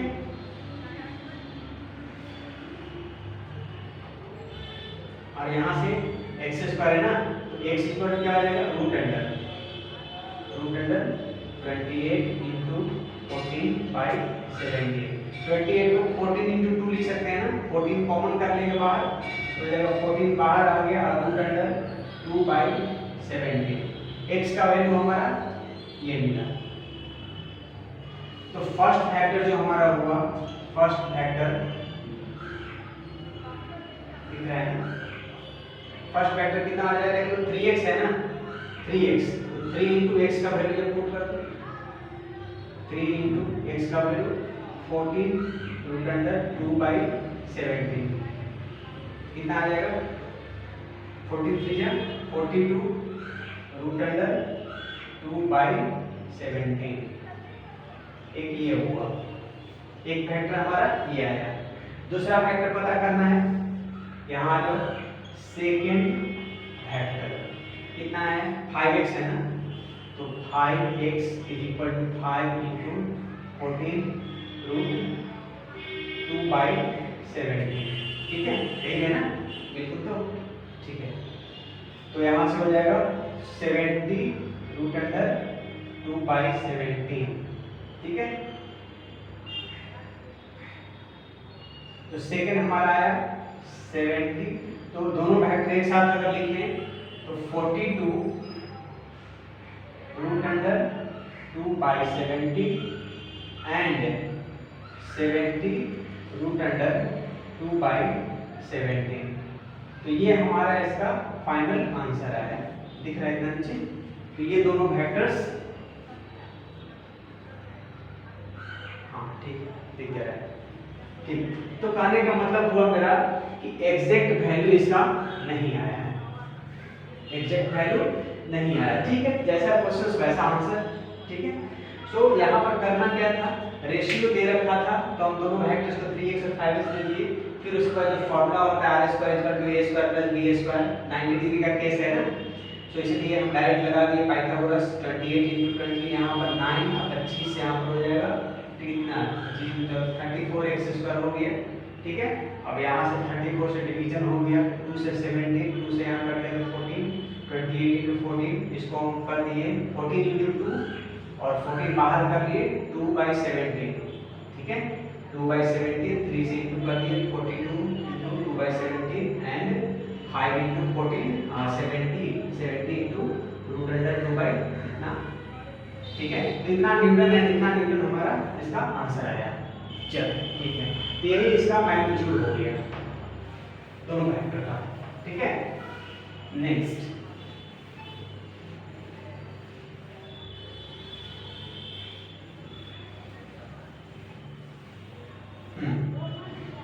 नेक्स्ट जो हमारा क्वेश्चन है कि the greatest and least resultant of two vectors 10 and 6 है। The greatest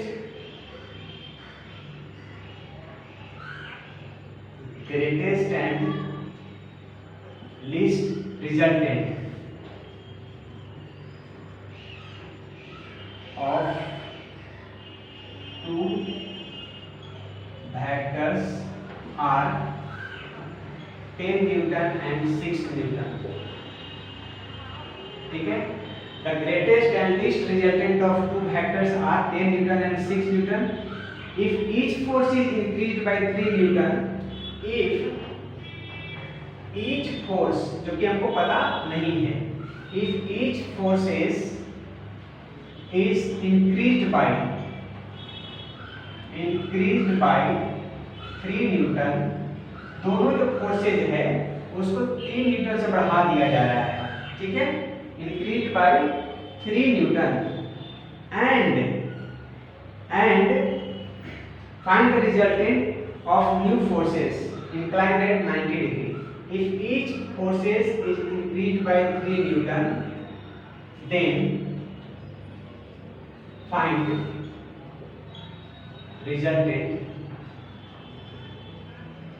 find their resultant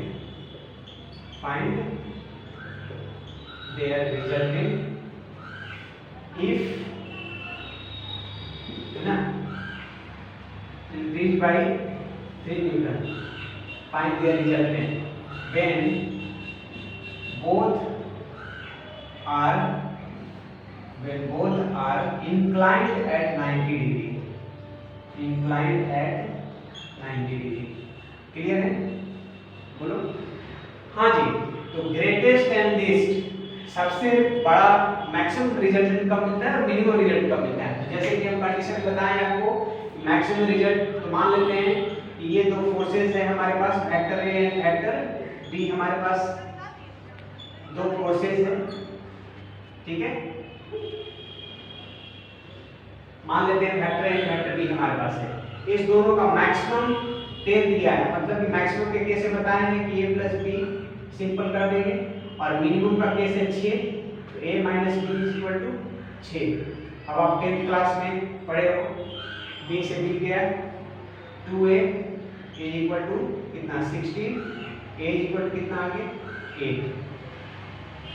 एक force तो हमारा 8 न्यूटन का आ गया, दूसरा फोर्स आप यहाँ से पुट कर लो, तो a का 8 हो गया तो b का कितना हो जाएगा, therefore b is equal to आ गया आपका 2 न्यूटन। ठीक है, a और b दोनों हमको निकल गए 8 न्यूटन एंड 2 न्यूटन। अब यहाँ पता है कि each forces is increase by 3 Newton, तो चलो नया जो फोर्सेज है a डैश और b डैश, फर्स्ट फोर्स को भी 3 न्यूटन से बढ़ाना है, दूसरे फोर्स को भी 3 न्यूटन से बढ़ाना है। तो फर्स्ट फोर्स हो जाएगा 8 प्लस 3 11 न्यूटन, सेकंड वाला हो जाएगा 2 प्लस 3 5 न्यूटन। ठीक है, और then their result, find their resultant when both are inclined at 90 degree, मतलब इसके बीच का जो एंगल्स दिया है वो आपको 90 डिग्री दे दिया, तो अब करना क्या है, दोनों फैक्टर्स को लेके एंगल्स करके आप रिजल्टेंट कर लो। और 90 डिग्री का इंक्लाइन का केस है तो आप डायरेक्ट यूज करोगे r square is equal to a square plus b square. ठीक है, a कितना है 11, 11 का स्क्वायर प्लस 5 का स्क्वायर। ठीक है, तो 11 121 प्लस 25 6 4 1। ठीक है, तो हो गया हमारा 121 plus 25 r square equal to r equal to क्या हो जाएगा रूट अंडर 146। इसको प्राइम फैक्टराइजेशन करके आप रूट निकाल सकते हो, तो कितना लिख सकते हैं 2 इंटू, कोई फायदा नहीं है। ठीक है, तो r इक्वल टू कितना न्यूटन उसका रिजल्टेंट होगा। ठीक है, दोनों फोर्सेज निकालने के बाद हम उसको 3 न्यूटन से इंक्रीज बाय 3 न्यूटन दोनों को 3 न्यूटन से इंक्रीज कर दी, एक 11 आ गया और दूसरा 5 आ गया, ठीक है। दोनों के बीच 90 डिग्री है तो डायरेक्ट 90 डिग्री पर ये फॉर्मूला जानते हैं। 2ab cos थीटा में जाने की जरूरत नहीं है। अगर हमको बोल दिया कि सेम डायरेक्शन में तो डायरेक्ट a प्लस b कर देंगे रिजल्टेंट के लिए। अगर बोल देगा कोई डायरेक्शन डायरेक्ट हम a माइनस b कर देंगे। अगर 90 डिग्री डायरेक्ट हम a स्क्वायर प्लस, लेकिन अदर एंगल पर 60 डिग्री दे दिया, 45 डिग्री दे दिया, 30 डिग्री, तो वहां पर कंप्लीट फार्मूला आपको लिखना पड़ेगा r √a² + b² + 2ab cos theta, complete लिखना पड़ेगा। लेकिन जहां पर 90 डिग्री दे दिया, सेम डायरेक्ट दे दिया, आपको यहां अपोजिट दे दिया, तो डायरेक्ट फार्मूला यूज कर सकते हैं, ठीक है।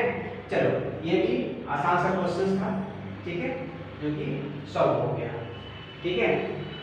तो रिजल्टेंट बताना था जब दोनों वेक्टर 90 डिग्री पर इंक्लाइन हो, ठीक है। अब हमारा क्वेश्चंस का लेवल कुछ बढ़ेगा, ठीक है। तो ये तो सीधा साधा क्वेश्चंस था और सीधा साधा क्वेश्चंस, ठीक है।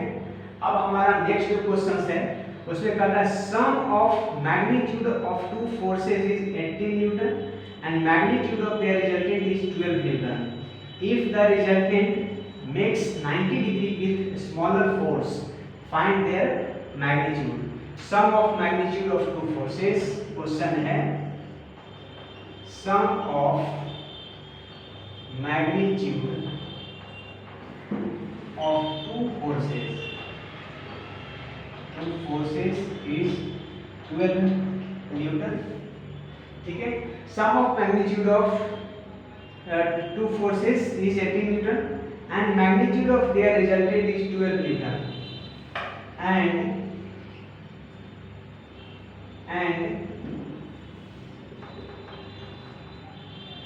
and magnitude of resultant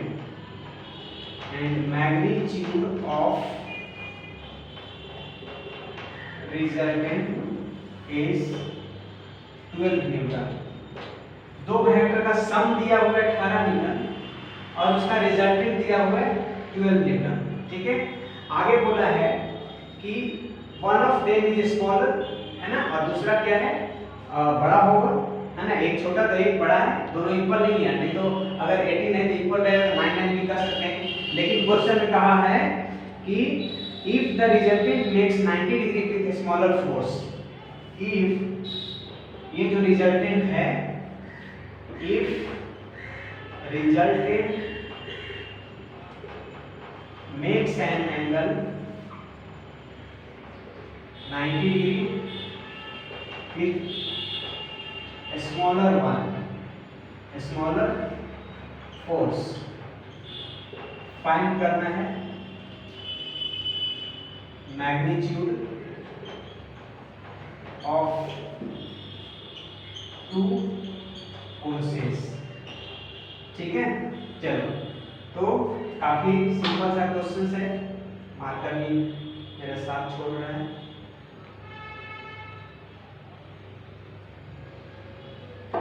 ठीक है। हाँ, तो यहाँ पर sum of magnitude of two forces क्या हुआ है 18 न्यूटन। सपोज करो ए और बी मेरा दो फोर्सेस है, तो हम सॉल्यूशन पार्ट की ओर बढ़ते हैं। मान लेते हैं vector A less than vector B, उसमें से एक छोटा और बड़ा का जिक्र कर दिया है ना, तो ए और बी मान लेते हैं कि ये छोटा है ये बड़ा है। मैग्नीट्यूड का सम दिया हुआ है a plus B is equal to दिया हुआ 18 न्यूटन, ठीक है। तो यहाँ से b इज इक्वल टू निकाल दो, b इज इक्वल टू क्या हो जाएगा 18 माइनस a,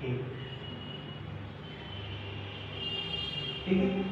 हाँ, and magnitude of resultant is इतना if resultant makes an angle 90 degree with smaller, ठीक है। 90 डिग्री का एंगल बन रहा है, तो देखो हम डायरेक्शन दिया हुआ है 90 डिग्री पर डायरेक्शन है रिजल्टेंट का, सो हम वहां पर आते हैं tan beta is equal to क्या फॉर्मूला बताया था आपको, b sin theta by a plus b cos theta, ये बताया था ना डायरेक्शन निकालने के लिए। और यहाँ 90 डिग्री दिया हुआ है, अरे यही क्वेश्चन था ना, ऐसे ही तो फिगर है ना, यहाँ पर ये वेक्टर a था, ये वेक्टर b था, है ना। तो resultant makes an angle 90 degree और ये रिजल्टेंट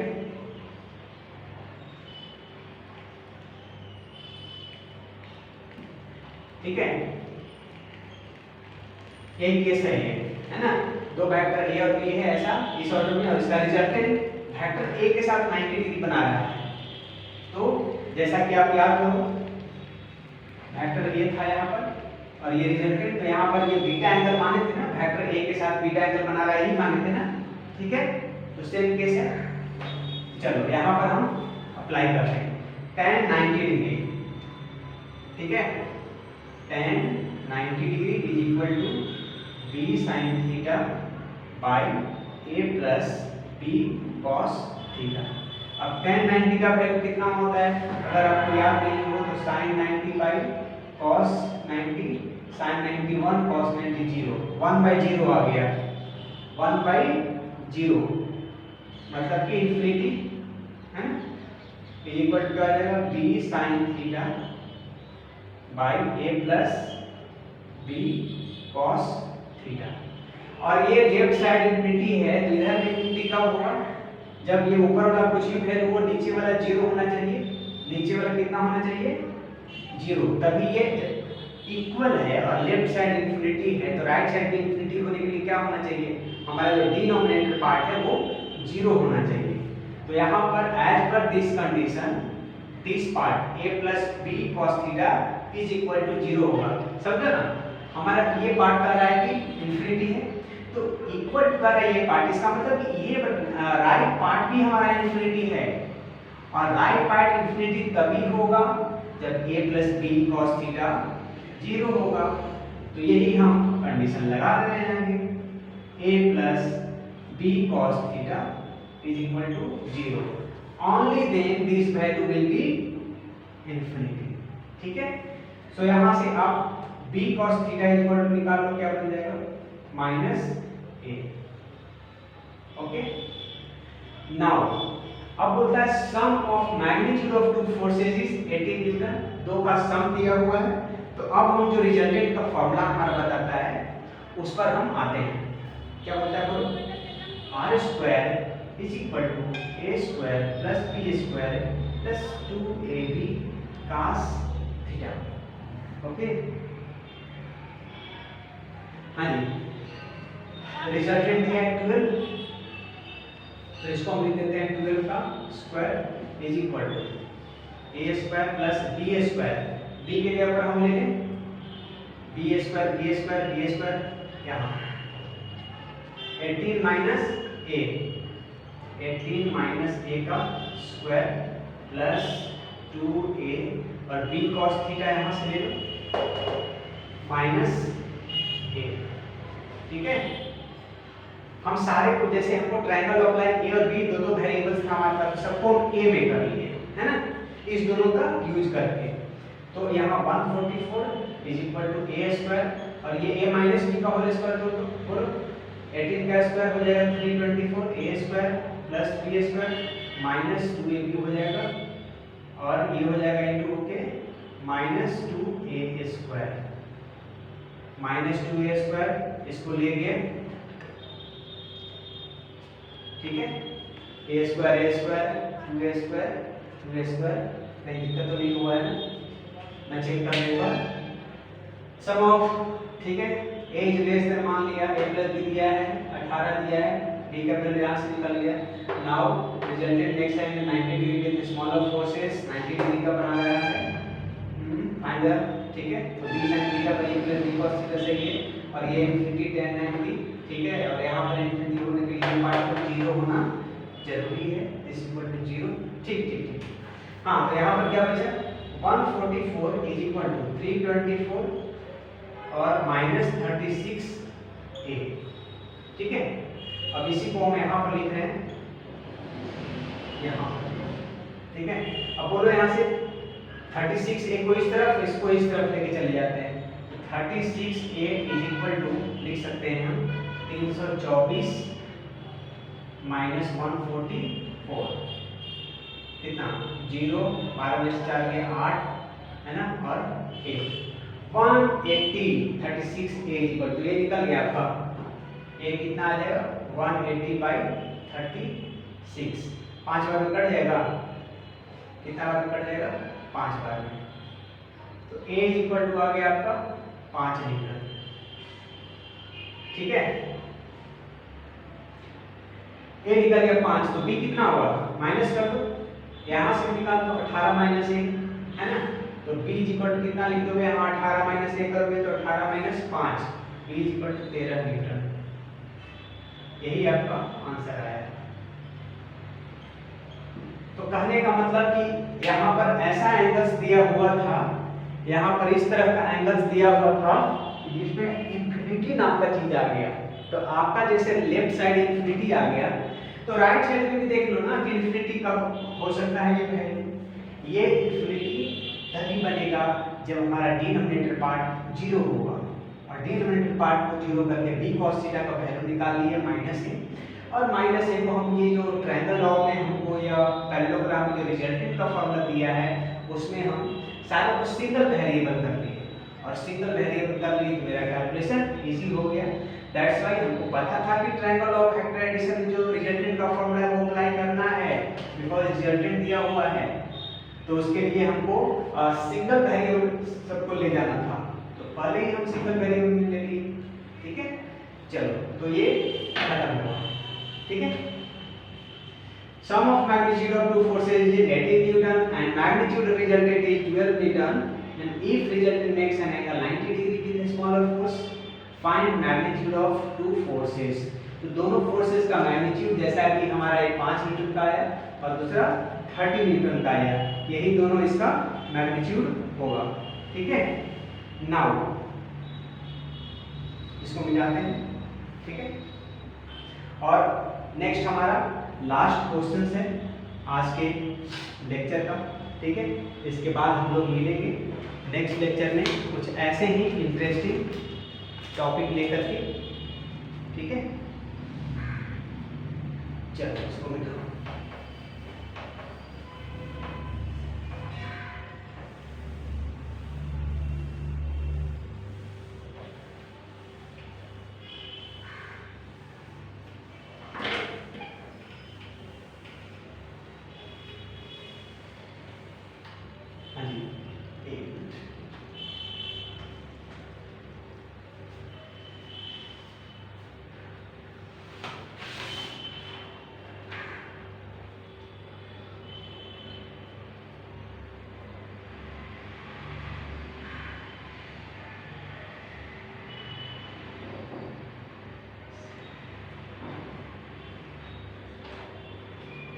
हाँ, तो नेक्स्ट जो क्वेश्चन है हमारा ABCD या रेगुलर हेक्सागोन।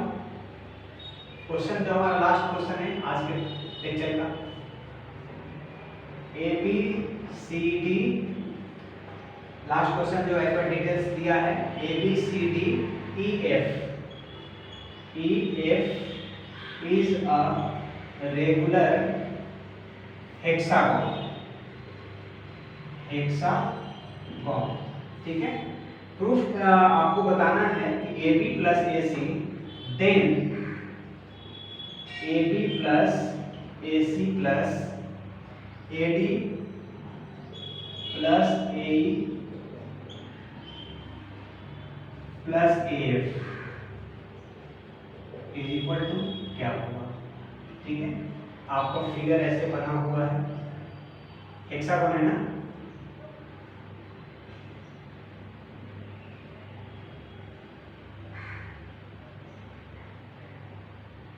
रेगुलर हेक्सागोन है, मान लो AB plus AC, AB BC, AC इसका ऐसे हो जाएगा A B C D E, यहाँ पर F है।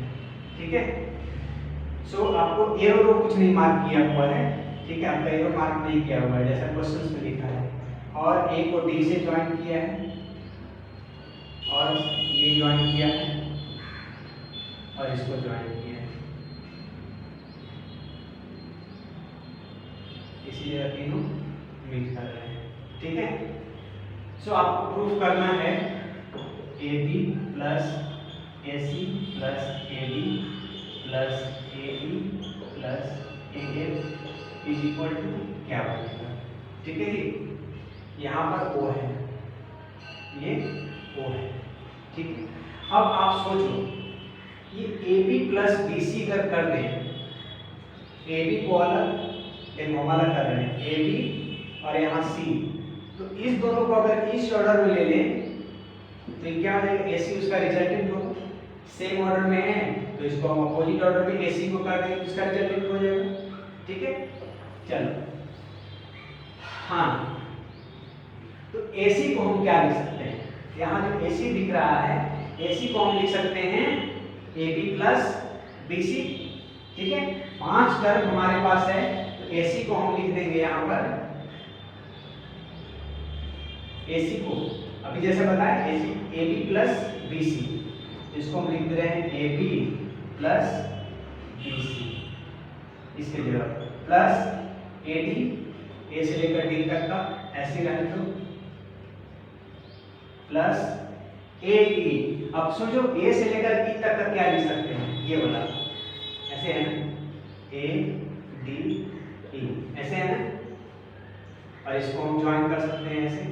तो AD और DE अगर हम एक तरफ ले लें तो उसका सम क्या हो जाएगा, AE बनेगा ना, तो AE को हटा करके हम लिख रहे हैं AD प्लस DE, AE को हटा के लिख रहे हैं है ना AD plus DE, AD plus DE, ठीक है, प्लस AF, ठीक है। हाँ अब जो हमारा,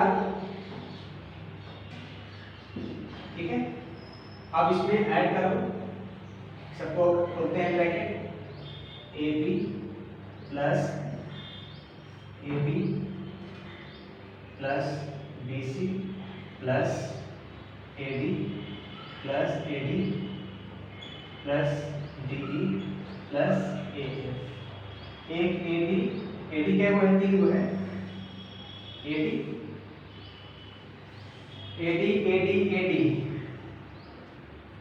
जो हमको प्रूव करना है, एक मिनट डिटेल से कर लूं, AB plus AC plus AD plus AE plus AF, ठीक है। सो हम AC को लिख दी AD प्लस DC, AC को लिख दी AD प्लस DC, सॉरी यहाँ पर लिख रहा है AD,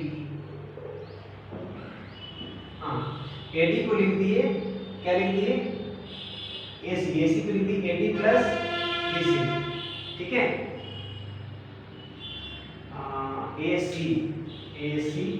AC को लिख दिए हम ABCDEF, ठीक है। AC को हटाए और लिख दिए AB प्लस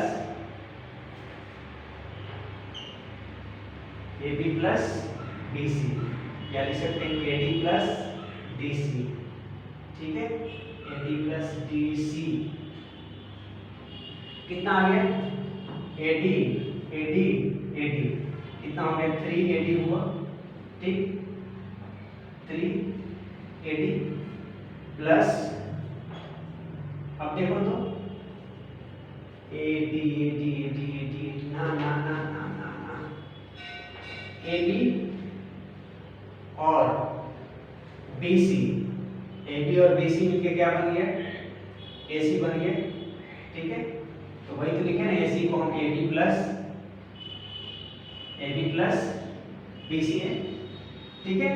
उसके बाद AD प्लस BC लिख दिए, AB plus AC plus AD plus AE plus AF, ठीक है।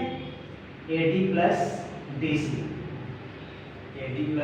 लिख सकते हैं इसको, AD प्लस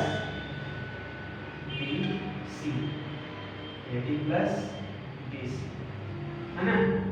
अब इसमें हम ऐड कर लेते हैं AD और AD, कितना आ जाएगा 3AD, तो 3AD प्लस बच गया AB और DE, AB के साथ हम DE को ले रहे हैं, DE है ना ये, ठीक है। और बच गया DC जिसके साथ हम ले रहे हैं AF को, ठीक है। अब सोचो तो सोचो, ये एक वेक्टर ऐसे है, मान लो ये एक वेक्टर ए बी है, ऐसे ए बी सी डी, और ये ऐसे जा रहा है मान लो, तो क्या लिख सकते हैं हम लोग, vector A B equal to minus vector A B जितना है उतना ही सी डी होगा। बट इसको हम लिख सकते हैं डी सी, लिखना चाहे ना तो माइनस करके लिखना पड़ेगा, सी डी लिख दो या सही है, लेकिन अगर डी सी लिखना चाहते हो तो एरो उल्टा करना चाहते हो तो माइनस साइन डालना पड़ेगा। वैसे ही देखो तो ए बी और डी पे देखो, ए बी हम अगर इस ऑर्डर में लेते हैं तो एज पर पॉलीगॉन के हिसाब से ये तो सेम ऑर्डर है ना, ये तो सेम ऑर्डर है, तो हम ए डी को क्या लिख सकते हैं, ये कहाँ गया, हाँ ए बी और डी, ए बी इस ऑर्डर में है और डी इस ऑर्डर में है, लेकिन हम अगर इसको उल्टा लिखना चाहें तो माइनस में लेना पड़ेगा। इसका मतलब क्या हुआ, ए बी और ए डी दोनों खत्म हो जाएगा, है ना, तो ये और ये कट जाएगा निगेटिव होने की वजह से। उसी तरह से तुम देख लो ये डी सी और एफ, डी सी और एफ, ये इस डायरेक्शन में जा रहा है, ये इस डायरेक्शन में जा रहा है, अपोजिट है तो अपोजिट से तो निगेटिव लेंगे, इसलिए ये और ये खत्म हो जाएगा, बच गया 3AD। ओके, अब 3AD को क्या लिख सकते हैं, ये सेंटर पॉइंट है, सेंटर पॉइंट इसीलिए इसको लिख सकते हैं 3 इंटू 3AD है ना, तो 3AD को लिख सकते हैं 3 इंटू 2AO, कितना आ जाएगा 6AO, यही इसका आंसर होगा 6AO, ठीक है ना। नहीं तो और सारे को वेक्टर का साइन चढ़ा दो, एरो चढ़ा दो, एरो नहीं चढ़ाए, ठीक है, सब जगह एरो चढ़ा दो, सब जगह एरो डाल दोगे, ठीक है, तो 6AO यही हमारा आंसर है, ठीक है। तो चलो ये हमारा आज का लास्ट क्वेश्चन था, ये लास्ट क्वेश्चन हमारा था जो कि पॉलीगॉन से रिलेटेड था, polygon law of vector addition से रिलेटेड था, ठीक है, जिसमें कि हमको ये 5 का सम बनाना था, AB AC AD AE और AF, ठीक है, ये सब का सम बताना था, तो 6 टाइम्स ऑफ AO आ गया, AD AD AD 3AD हो गया, 3AD आने के बाद AD को हम लिख दिए 2 टाइम्स ऑफ AO लिख दिए, ठीक है, 3 2 जा 6AO, ठीक है। तो इसी के साथ आज का लेक्चर पार्ट हमारा खत्म होता है और नेक्स्ट लेक्चर में मिलते हैं। एक्चुअली क्या मैंने बोला था स्टार्टिंग में कि वेक्टर का हम 3 वीडियो लेकर के आएंगे अपने लिए, और ये 3 वीडियो देख लेना आप, और 3 वीडियो देखने के बाद वेक्टर का पूरा कंसेप्ट आपका क्लियर हो जाएगा, ठीक है। थोड़ा सा टाइम ज़्यादा खींच जाता है बिकॉज कि थ्योरी पार्ट करने के बाद कुछ अच्छे न्यूमेरिकल्स करते हैं, हाँ, सो उसमें थोड़ा सा न्यूमेरिकल्स करने की वजह से थोड़ा टाइम खींच जाता है, सो टाइम आप मैनेज करो, ठीक है। और मैं 3 वीडियो लेकर के आऊँगा वेक्टर का, और 3 वीडियो आप वेक्टर का देखो, एंड आफ्टर दैट आपका पूरा कंसेप्ट वेक्टर का बैठ जाएगा, ठीक है। सो मिलते हैं नेक्स्ट लेक्चर में, तब तक के लिए ट्राई करते रहें and all the very best.